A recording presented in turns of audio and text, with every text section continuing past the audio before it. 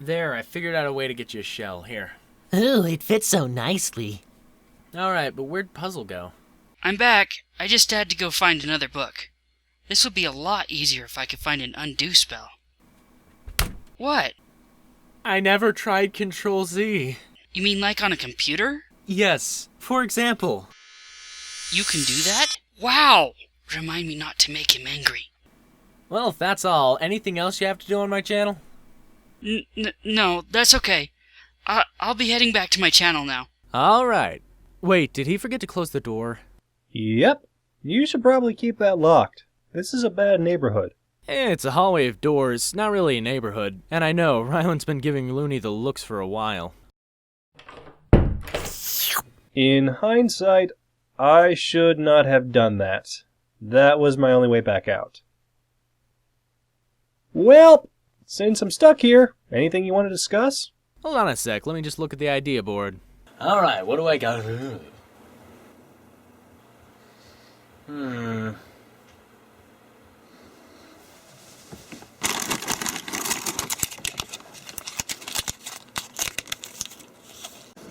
Alright, how about this? Looking at the analysis community, there has been a lot of negative opinions on the recent episodes. For me, this begs the question, has the show really dropped in quality, or are we just being more judgmental today? It certainly is an interesting topic. Looking at the recent influx of both pony reviewers and analyzers, there does seem to be a greater pressure put upon the show, as well as more than a fair share of criticism. But is that negativity really something that has been earned? I actually remain unconvinced in that regard. Well, there's only one way to tell. Why not look at some of the old episodes and see how it compares to today? And what better place to start than MLP's first real standalone episode, Ticketmaster. In this episode, we see the beginnings of a plot arc that would be touched upon several times this season, preparations for the Grand Galloping Gala. What's interesting is that this overall season arc isn't something that would really be tried again until season 4. In both cases, the viewer is given some idea about what the ending of the season might hold, though I will suggest that in season 4's case, the possibilities of what could be inside this box do seem more interesting than a royal ball. Yet, the newer episodes seem to be under much greater scrutiny. I have to wonder if the newer episodes are really that much worse, or if it's just because we now have so many different sets of eyes watching and reviewing them.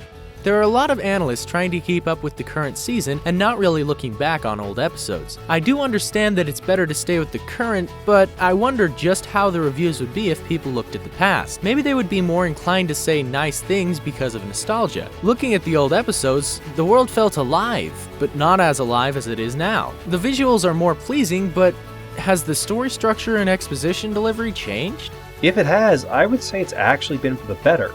While I've seen many refer to both seasons 1 and 2 as the golden seasons, remember that they also happen to contain some of the community's most agreed upon worst episodes, including Ghostbusters, Bridal Gossip, and Dragon Quest. I think you're right when you speak of nostalgia. It's pretty much in our nature to look back at how things were and perceive them as being better, just as much as we tend to overlook just how good things in the present are. It's the driving force that moves us forward, urging us to constantly strive for bigger and better things. And in most cases, this drive is a virtue. It's just times like this where we can gloss over the fun that we're having. But what about a scene like this? We're all going to the Rainbow Falls Traders Exchange! And not just going, we're accompanying a princess on an official royal duty!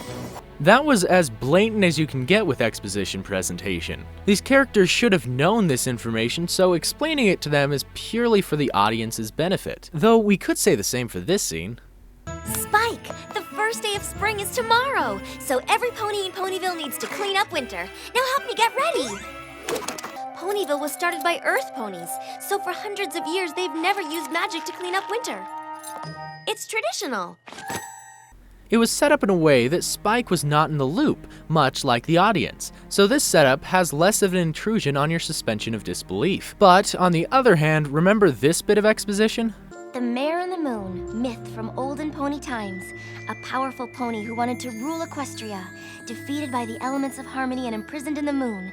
Nice to know, after we heard that less than 2 minutes ago. Yeah, exposition has not really been MLP's strong suit, but that's been a problem that's plagued the entire series since the start. I will admit that this was an issue more forgivable in the beginning, as we as a collective audience were being introduced to this world, its characters, and its innermost workings. The characters knew things about this world that we did not, and that information had to be relayed to us somehow. But now that we're well through the 4th season, we all have a fairly good grasp on this universe, making obvious exposition all the more obvious. And sometimes with the obvious exposition spills, the writers can make a mistake in explaining things to the audience. For example, in It Ain't Easy Being Breezy's, Fluttershy tells Mr. Cake, "Well, you see, it's the breeze that activates the Breezy's magic, and that magic protects the pollen they're carrying from being destroyed." and of course, he responds with a more dumbed down explanation. So, no breeze means no magic means the pollen goes bad? For most of the viewers, this second explanation is what sticks, leading us to asking some ridiculous questions like, why'd they stay out of the breeze so long? How is their pollen not gone bad? And many more. This execution was not handled in a way that helped the viewers understand, so the writers were a bit at fault. But the analysts could be at fault for not analyzing the entire conversation. The pollen could get destroyed by the breeze, destroyed by getting blown away. You just gotta take 2 and 2 and 2 together to come up with the proper explanation. Ah, jeez, Looney, do not get me started on the breezies. It's like they're made of discontinuity. Kinda like Pinky and Philly Vanilli? Looney, are you trying to send me on a tangent? Because believe me, I can and have rant about this very topic.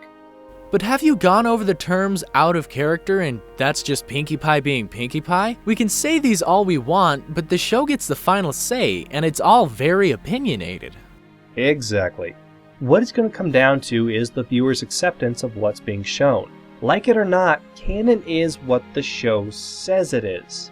Thus, everything Pinky does is technically in character. Now, does that mean everything Pinky or any character does is completely inexcusable? No. A character can be portrayed badly, and at some point in the series, each of the main 6 have had some facet of their personality pushed too far or used in a less than ideal light. But exactly when these things happen and how much they take away from the character or an episode as a whole, that's going to change from one person to the next. The same goes for just about everything we've spoken of today. In the end, it's all opinions. So that leads to my viewers. What do you guys think? Let me know in the comments below and I'll see you next time. Wait, I'm still trapped in your channel. Oh, right. Well, the door's right there. But Ryland's out there. She and or he's crazy. Okay, it's a he. Yes, he's crazy, and I think Buck's tunnel entrance is somewhere around here. Just look around, I'm sure you'll find it. Eventually. But